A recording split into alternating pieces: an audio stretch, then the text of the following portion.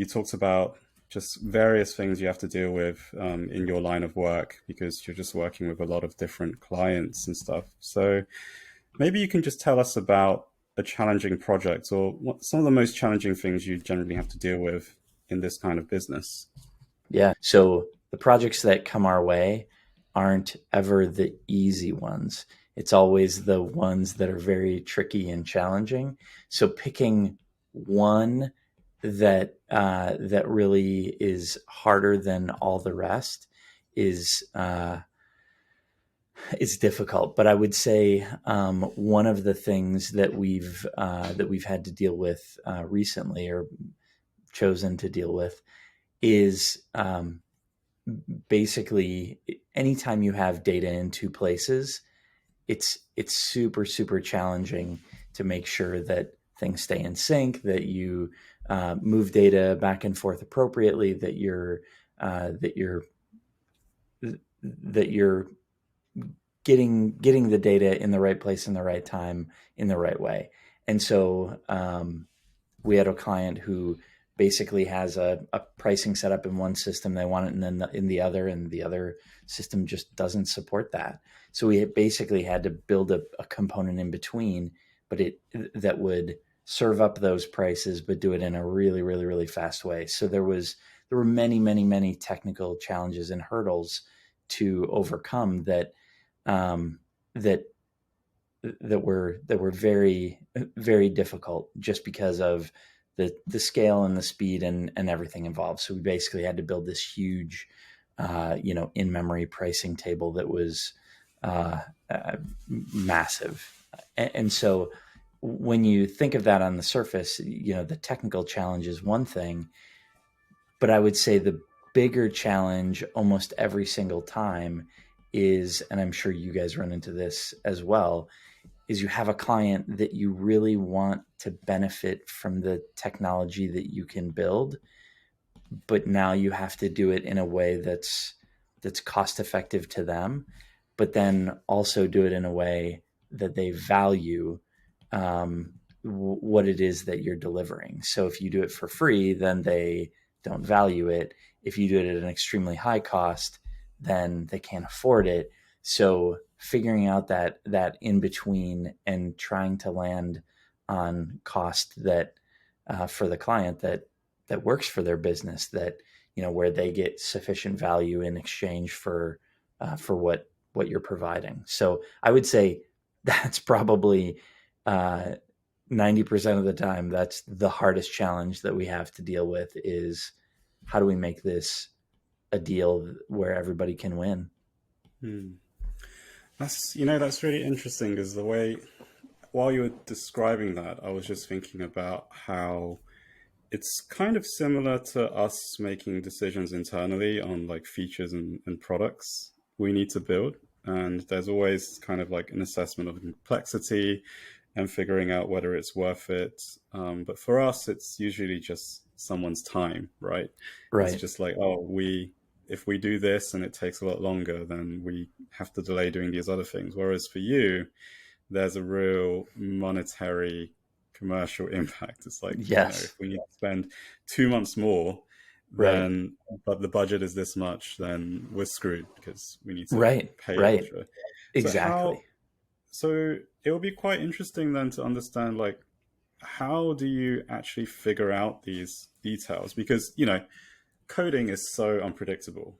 Like that's like one thing we hate about Right. sometimes with like sprint planning and trying to estimate whether you can complete a feature in 2 weeks. Yep. Like at least I mean, Daniel, you can chime in here, but I know the devs hate it when we ask for time-based estimates of features. Whereas yours is kind of like that, right? Because it's Mhm. time and money. Well, it's money, but the money is to pay for Equates devs' to time. time. Yep, exactly. And you're absolutely right. It all starts with how much effort is associated with doing this thing. And then so imagine if I were to say, so how much would it cost to build Bird as it exists today? And you're like, are you serious? How could I even guess that? And that's in many cases what we're being asked is, hey, how much would it cost to build this incredibly complex system?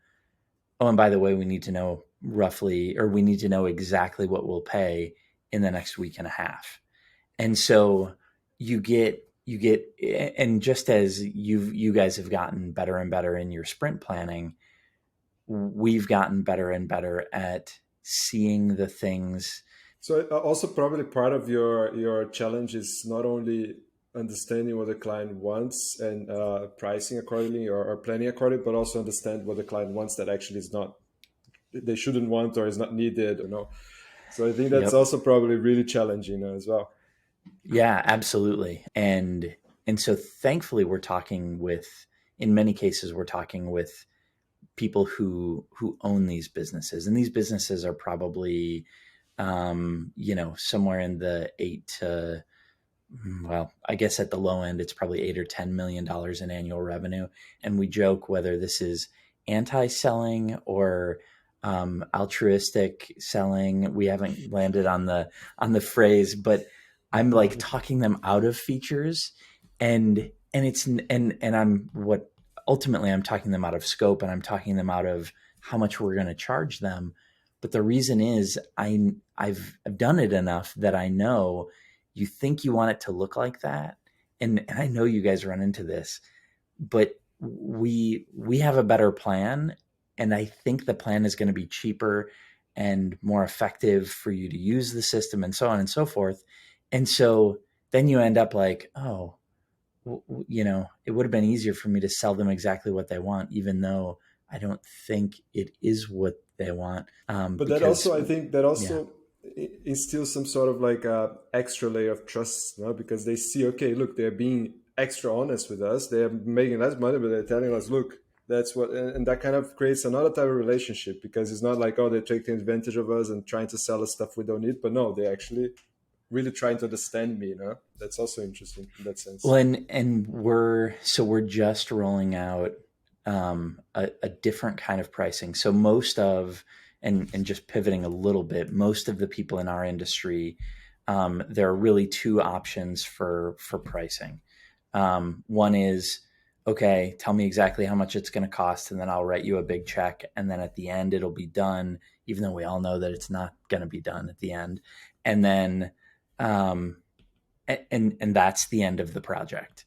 And maybe there's some support and maintenance afterwards and whatever else. The other thing is, we think it'll be about this many hours. Here's our hourly rate, and you'll just pay us however much it costs in actual hours, which you kind of think like, oh, that seems fair for everyone. But the fact is, it it's so, and back to the point, it's so unpredictable what that number is actually going to be, and it's almost always more than the client is expecting, and then they're upset. So we're taking the approach, and I know that like this is absolutely going to make waves within our competitors, but we're basically saying we can do the project for a one-time cost here, or you can pay a monthly amount for an unlimited amount of support, maintenance, enhancements, whatever, including annually rebuilding the entire site, basically redesign, rebuild the site from scratch. And we've like I've run the number of spreadsheets that I have attempting to like sort out whether this is completely insane or mostly insane. Um, yeah, it's staggering the number of spreadsheets, but I think it's the right thing because it aligns us with our clients' needs and expectations, and it puts us on the same side of the table, um, because we want them to continue paying us, so we need to continue to add value. And So not to we'll mention see. that you also take a lot of decision making out of the table. It's basically is one fixed deal, and you don't have to recalculate and do budgets and do everything. So it's all like, okay, you're getting Yes. productizing your thing, so you sell at a fixed price, and that gives you space for more important things. So just to clarify then, is it kind of like agency as a service sort of model Yeah. where Yep. like you just kind of go, oh, Birdie's Bug, you wanna have Yep. our team. It's gonna cost you, I don't know, However X much. amount per Yep. month. Hmm. You just pay the same per month, Yep. and then basically we're there. Make us do as much as you want. Yep. Yeah, But how exactly. do you That is exactly it. but how do you protect yourself? Because there's going to be the regular clients, which are not really going to go crazy, but there might be at some point a client that goes crazy and then suddenly shit, we cannot fulfill our promise. Is that Right. even possible? So I think so. There's two things. One is it's kind of like the phone lines. So and I'll just apply it to old school. So when phones had wires connected to them, if everybody picked up the phone all at the same time and put it up to their ear, not everyone gets a dial tone. And it's this oversubscription model where they know that not everybody's going to do that, or it's going to be a very rare instance. And so I think even if they were like, we need to do all this stuff, then it becomes incumbent upon us to figure out how to do it efficiently. But I think the way I look at it is it's like the buffet in Las Vegas, right? So you see the blinking sign that says 19.99 or 29.99, and you're like, oh, I'm gonna do some damage. Like I'm gonna get my money's worth. And you walk Okay, in love and this you're so like, much. and you're a plate and a half in, and you're like, I can't feel my I can't toes anymore. anymore. And even if are those small percentage of people who they can, like they legitimately can do damage and put like Mm. and make that day a loss for the buffet. But I think for the most part, they don't show up to the buffet every day. And that's, I think the good news is they, I think those are the protections that we look at. Mm-hmm. You know what's funny? Because we have a SaaS product, and we had per seat type pricing for a while, Yep. and that's kind of the norm, right? Everyone does per seat based pricing models, and then now we're sort of switching to a usage based pricing model. Like, it's a bit hybrid, and Yep. I would like to talk about just, oh gosh, figuring out pricing in general. That's a whole nother bag of worms we'll cover in a bit. Yeah. But Yep. yeah, it's interesting. So that's actually been something we've observed happening in the SaaS industry, like a shift towards usage-based pricing. Mm-hmm. And to quote some of our user feedbacks, it's like, well, there's only so much I need to use the product, and like I know I'm using the product, but if I invite so and so in my team to use it, I know they don't need to use it as much. Or if they're an engineer, they don't need to. I know they're not fixing a bug 24/7. Right. So it feels like unfair to be paying for them when they're only partially using the tool. Right. So, our move is to try and address these concerns. But what's funny is like hearing how you describe it, you're almost going the opposite direction with Exactly. how you're Yep. proposing this, because your industry has been very much usage based. It's like, well, I'll pay you for this project, I'll pay you for this feature, and you're suggesting like just pay us for unlimited access. So how are you going to deal with this situation as well, where Yeah. someone goes, oh, I needed you a lot last month, but this Yep. month I don't really have that many changes. Right. Yeah. And so I think there's two sides of it. One is it becomes incumbent upon us to continually be pushing, because so it's kind of like a fitness coach, right? So the fitness coach can only provide value to the extent that the client is going to actually like do what they say. But if the fitness coach doesn't ever say, hey, go work out or eat these carrots or don't eat that whatever cookie, like if the coach never tells them, then how are they ever gonna know? And so part of our value is making sure that we have and not an illegitimate list, but like a long list of things to say, you really need to be doing this, you really need to be doing that, you really need to be looking at this, we need to make these changes, we need to update this.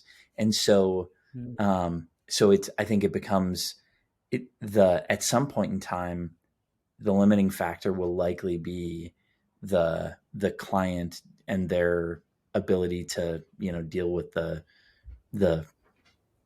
just the workload of, the work that it'll take to make those changes.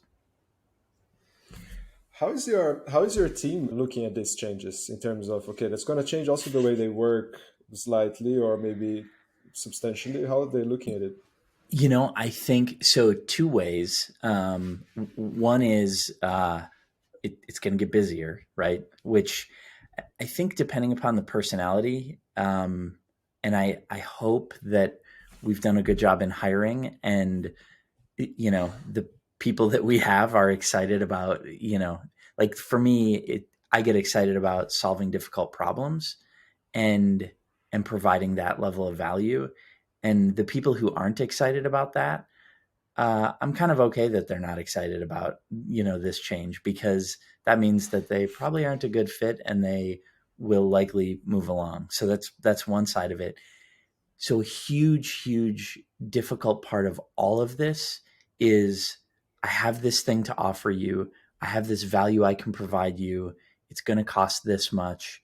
And then the client says, I can't pay it. We can't cost justify it. And that sucks. That sucks for the client, for us, for individuals, etc. And so I think most of our team is going to be excited about it, because we're going to build these solutions that we're like, this thing is cool. And the client's going to say, do it. And they're not going to have to think about the cost associated with it. It's the decisions that are Yeah. taken away. Right. So Daniel, when you said, you really, it sparked a thought in my mind when you said it's one less decision point, and you're 100% right. Like that, I never looked at it in that way, but most of the time, the decisions that we're making aren't like, should we use this system or that system? And, like there are some technical decisions, but overall it's just really a matter of writing the code and implementing. You're also changing the incentives model in a very interesting way, because I'm thinking about, like, we've worked with, or we are working with agencies as well, Mm-hmm. but there's a general understanding with agencies and freelancers, right? You tell them what you want them to do, they'll just do it, they'll get their job done. Yep. It's very transactional, whereas with your model and what you're proposing, Yes. actually you're almost a bit more like a team member. Correct. Because, like, I would really not expect an agency to proactively tell me Right. things that we should improve. They very often would literally do what's within the scope. Yes. And like, there's minorities. There are people who will go above and beyond, but generally speaking. And that's like, and you nailed exactly, like, we don't want, and I've said this so many times to so many clients, our goal is not to close this deal and do this implementation. Like, my goal is to be having beers or bourbons or whatever it is on their boat in 15 years, and like hanging out and and like still doing work together, because we've provided that much value to them over the years, and for us to be celebrating the success that they've had, and the very small part that we've been allowed to play in that. And I do think there are people that they hear me say that and they think, this guy's so full of it. But I like, legitimately, that's why we do what we do. And there are clients who, if they're like nickel and diming at every turn, they're not the client for us. Like, that's just, we're not a good fit, because maybe it'll be inexpensive, but at the end of the day, like, we want a relationship. We don't want a deal. Okay, so now onto the elephant in the room, like changing your pricing in this way, because like I mentioned, we've just kind of gone through a change as well. It's such a bold move, and like, pricing in general is so tricky. We find it really hard to figure it out, and then when we talk to our other startup friends, they're just like, you're never gonna finish doing pricing. You're gonna be tweaking that forever. Yep. there's just so many different like dynamics at play, so many different needs Yep. you need to address, like business user, etc. Like we've read a couple of articles about that to figure out whether we're doing things the right way. And there's one really good article I read where at the end the conclusion was, yeah, essentially you just have to be brave. It's gonna, whatever you do, it's gonna be a big risk, and you're gonna anger some people. Some people will Yep. be happy about it, Yep. and you're just gonna have to suck it up and deal with that. But that also makes me think, for example, like at pricing in our company as well, Jackie, that we have different pricing tiers and different plans and different possibilities for the users.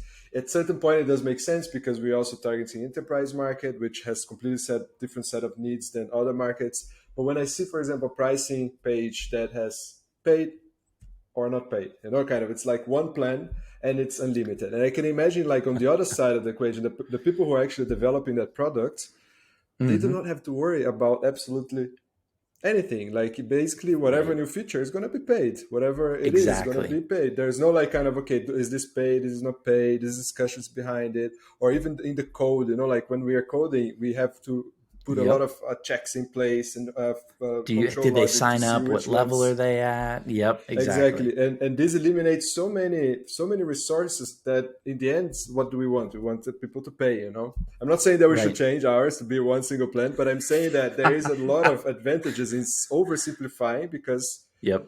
like you can justify forever Yeah, that some things needs to be more expensive or in this plan and that plan, but in the end, if you put everything in one bag, it's still kind of an interesting solution. yeah. I mean, less is more. Like I think for quite a long time we only had one paid plan.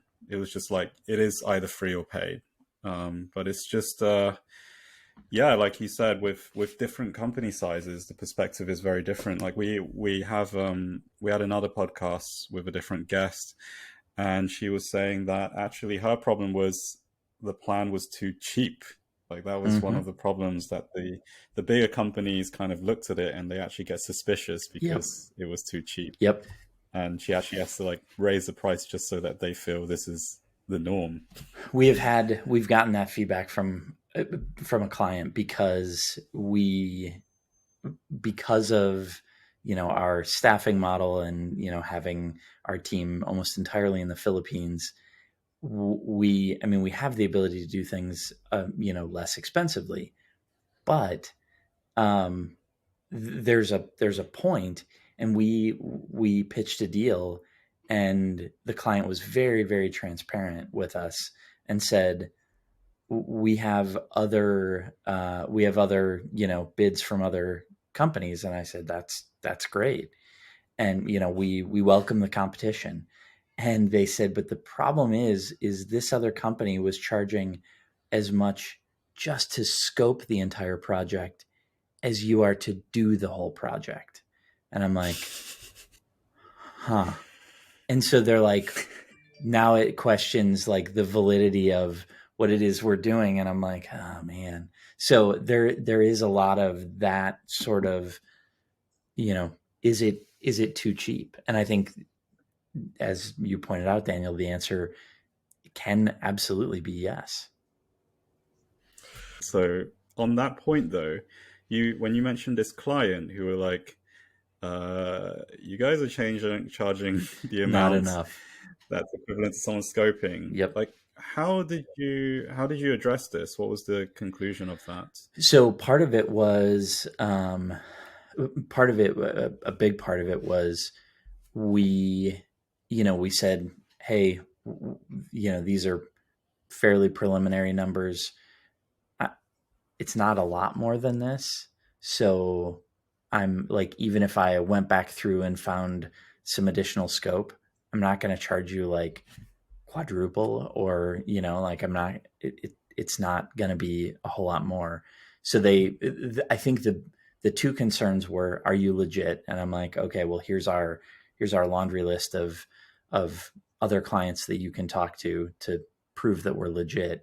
And then the other thing was, do you actually understand the problem well enough? And I'm like, we may have missed something.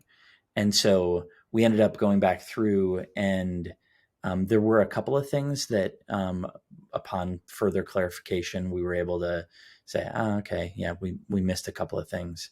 But at the end of the day, I mean, they're the perfect fit in terms of client. Like they're just the right amount of small enough, and but they're not by any stretch a small company. And so it, to me, it's like, okay, if I have to give up a little margin here to win a deal that ultimately will end up doing work with them for 10 or 15 years, I have no problem with that.